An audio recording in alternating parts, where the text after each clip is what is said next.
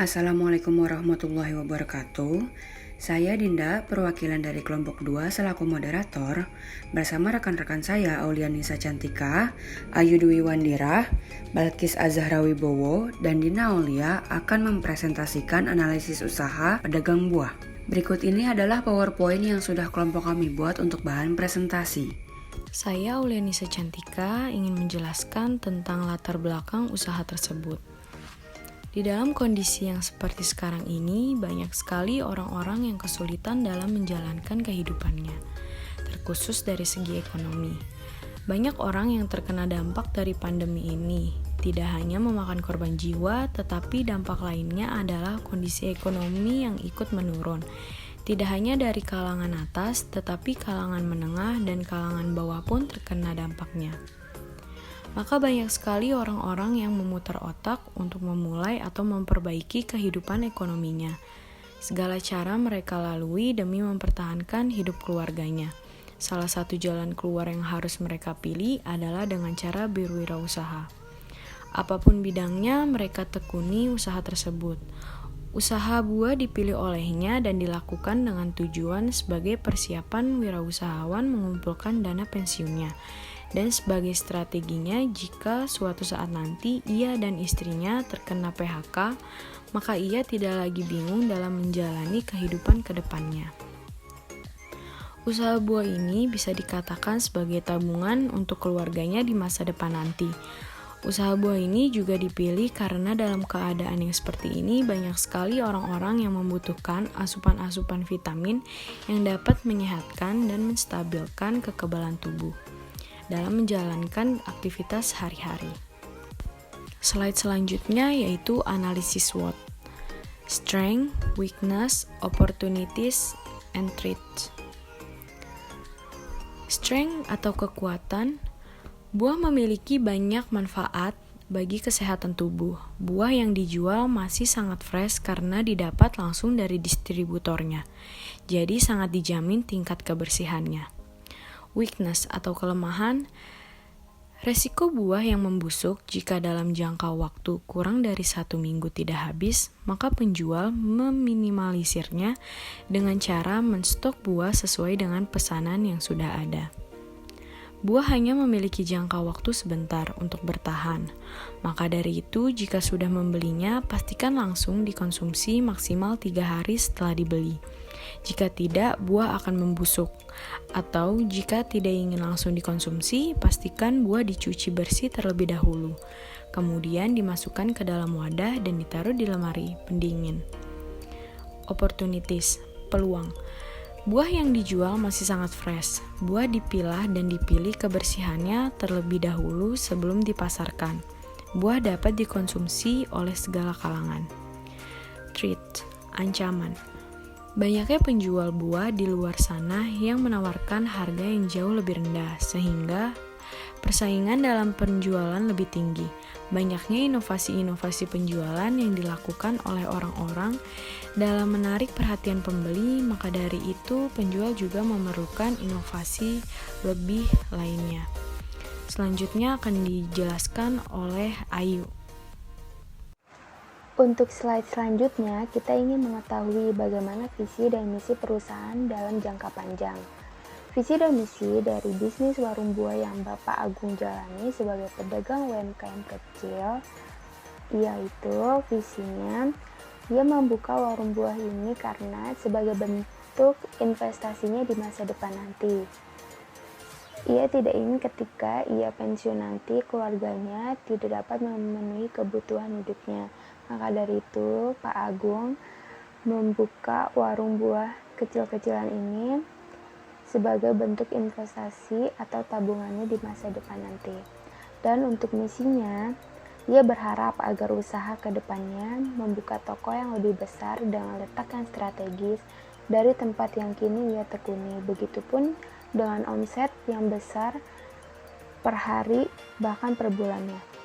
Selain itu, Pak Agung melihat peluang untuk mengembangkan networking dengan membuka website dan marketplace online seperti Shopee, Tokopedia, Blibli, Bukalapak. ataupun marketplace online yang tersedia lainnya untuk usaha warung buah yang ia miliki. Selain itu, ia ingin memajukan bisnisnya dengan cara bekerja sama dengan restoran, kafe, atau warung-warung UMKM lainnya. Untuk slide selanjutnya, bagaimanakah cara penjual mempromosikan dagangannya untuk menarik perhatian pembeli? Berdasarkan dari hasil informasi yang kami dapat, penjual mempromosikan dagangannya dengan cara menjual buah-buah tersebut melalui grup WhatsApp dan mempromosikan buah tersebut kepada grup yang berisikan anggota keluarga, kerabat, bahkan networking bisnis UMKM lainnya. Kemudian, untuk menarik perhatian para pembeli, Pak Agung menyusun buah-buah yang masih fresh, memfoto produk buah tersebut dengan semenarik mungkin pada sosial media serta menata atau mendisplay tempat jualannya dengan rapi, agar tempat dan produk yang dijual terlihat oleh calon pembeli. Cara lainnya yaitu Pak Agung meminimalisir risiko kebusukan pada buah dengan cara menstok berdasarkan pesanan pre-order.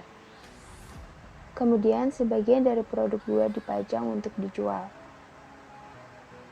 Penjual juga memastikan produk buah yang ia jual ditimbang dahulu di hadapan customer-nya, dengan tujuan agar kedua belah pihak tidak ada yang merasa dirugikan karena timbangannya. Semua cara ini Pak Agung lakukan demi menjaga kepercayaan pembeli terhadap penjualannya sekaligus untuk menarik perhatian pembeli karena tidak banyak penjual buah yang melakukan cara seperti ini. Untuk slide selanjutnya yaitu saya akan mempresentasikan dengan menjelaskan bagaimana kondisi buah yang dijual oleh penjual. Kondisi buah yang dijual selalu fresh untuk dikonsumsi karena dalam memilih, penjual yang memilih dengan kualitas yang benar-benar bagus atau premium. Jika di supplier buah tersebut kondisinya sudah 3 hari, maka ia tidak akan mengambil buah tersebut dan menjualnya kepada para customer. Berdasarkan hasil informasi yang didapat, penjual juga membeli buah tersebut langsung dari distributornya di waktu pas malam hari, memastikan agar kondisi buah benar-benar fresh untuk dijual kepada para customer. Kemudian hal serupa dilakukan untuk memastikan kualitas, yaitu memilih atau mensortir buah yang ia beli di pasar, mensortir buah tersebut sebelum ia jual kepada para customernya melalui sosial media maupun kepada walking customer, dengan memisahkan buah-buah sesuai dengan kondisinya dan jenisnya. Cara itu dilakukan agar buah yang masih fresh tidak terkena dampak buruk dari buah yang kondisinya sudah kurang bagus. Tidak hanya itu, untuk cara selanjutnya, penjual juga menargetkan agar produk buah yang ia jualkan agar tidak mudah membusuk dengan cara menstok buah secukupnya, dengan membagi jumlah setiap pesanan buah pada open order via WhatsApp, dengan buah yang akan ia display atau pajang untuk dijual perharinya. Hal ini dilakukan penjual untuk memastikan penjualanan berjalan lancar. Selain itu, buah yang dijual juga selalu dalam kondisi fresh dari distributor buah langsung. Bagaimana cara penjual mempromosikan dagangannya untuk menarik perhatian para pembeli? Berdasarkan hasil informasi yang didapat, penjual mempromosikan dagangannya dengan menjual buah-buah tersebut melalui sosial medianya, yaitu grup WhatsApp, dan mempromosikan produk buah tersebut kepada grup yang berisi seperti anggota keluarga, kerabat, bahkan networking bisnis UMKM lainnya, yang dimana grup WhatsApp tersebut berisi reseller atau UMKM yang menjual produk lainnya lalu dijualkan kembali kepada para pembeli.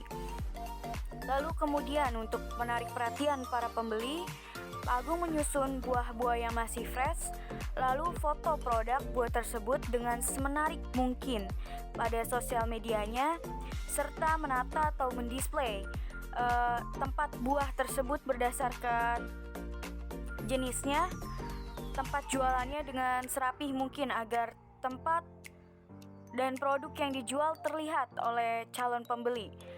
Sebagai pembeli walking customer, yaitu customer yang lalu lalang di lokasi Pak Agung menjual. Untuk cara lainnya yaitu Pak Agung meminimalisirkan resiko kebusukan pada buah, yaitu dengan menstok berdasarkan pesanan pre-order. Kemudian sebagian dari produk buah yang dia pajang untuk dijual, penjual juga memastikan produk buah yang ia jual ditimbang terlebih dahulu di hadapan para customer, dengan tujuannya agar kedua belah pihak tidak ada yang merasa dirugikan karena timbangannya.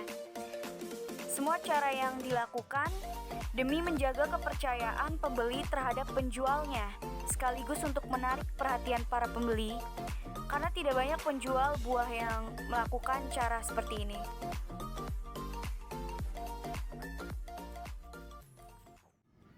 Oke, di sini kita bisa lihat bagaimana inovasi yang dibuat oleh Pak Agung dalam meningkatkan bisnis. Inovasi yang dibuat dalam meningkatkan bisnis buah Pak Agung yaitu dengan memfoto produk semenarik mungkin agar dapat menarik perhatian para customer serta menawarkannya lewat sosial media WhatsApp. Kemudian, inovasi yang dibuat oleh Pak Agung dalam meningkatkan bisnis lainnya yaitu dengan menjual produk buah dalam bentuk parsel dengan hiasan yang bagus dan menarik. Pada umumnya, parsel tersebut banyak digunakan untuk acara-acara tertentu seperti acara formal maupun non-formal. Slide selanjutnya, kita bisa lihat modal awal yang dikeluarkan dan pendapatan yang dihasilkan setiap bulannya. Usaha buah yang didirikan oleh Pak Agung ini mengeluarkan modal awal sebesar Rp1.500.000. Pendapatan yang dihasilkan setiap bulannya berkisar dari 4 juta sampai 6.500.000 rupiah. Omset penjualan yang diharapkan oleh Pak Agung dalam menjual buah per bulannya sebesar 25 juta rupiah. Untuk mencapai omset yang diharapkan Pak Agung dalam menjual buah, maka ia memerlukan promosi-promosi pada media sosial maupun marketplace lainnya. Tidak hanya mengandalkan pada satu media sosial saja, Pak Agung juga harus memiliki ragam inovasi dalam penjualan buahnya tersebut agar lebih menarik perhatian para customer untuk membeli buah yang dijual oleh Pak Agung. Kesimpulan dari presentasi yang kami berikan adalah buah adalah makanan yang memiliki banyak sekali manfaat bagi kesehatan tubuh. Pemilik usaha ini adalah Bapak Agung. Usaha ini merupakan usaha milik sendiri, bukan usaha warisan dari keluarga. Usaha ini baru saja dirintis sejak 2 tahun yang lalu. Alasan memiliki usaha ini sebagai tabungan untuk keluarganya di masa depan nanti jika Pak Agung dan istri terkena PHK, dan usaha ini sebagian dananya disisihkan untuk tabungan pensiunan Pak Agung dan istrinya. Bapak Agung membeli buah-buahan langsung dari distributor yang ada di pasar. Buah yang dijual pun masih dalam keadaan fresh. Usaha ini dipromosikan via grup WhatsApp keluarga, perkumpulan ibu rumah tangga, dan kerabat lainnya. Usaha ini masih berada di dalam rumah.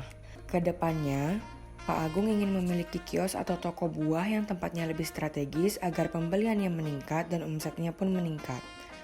Modal awal yang dikeluarkan sebesar Rp1.500.000. Pendapatan yang dihasilkan dalam sebulan selama 2 tahun ini berkisar 4 juta sampai 6.500.000 rupiah. Omset yang diharapkan penjual ke depannya dalam per bulan sebesar 25 juta. Pada slide ini saya akan menjelaskan dari hasil dokumentasi yang saya dapatkan di lokasi penjual buah. Untuk foto pertama yaitu proses sortir. Proses penyortiran ini dilakukan oleh penjual untuk memastikan kondisi buah yang baik tidak terdampak dari buah yang kurang bagus kondisinya. Lalu untuk foto yang kedua yaitu foto parcel. Foto parcel ini saya ambil dokumentasi dari customer yang memesan paket dari parcel ini untuk acara. Penjual menjual parcel ini berdasarkan paket, berbeda-beda harganya dan berbeda-beda juga jenis buahnya. Untuk foto yang ketiga yaitu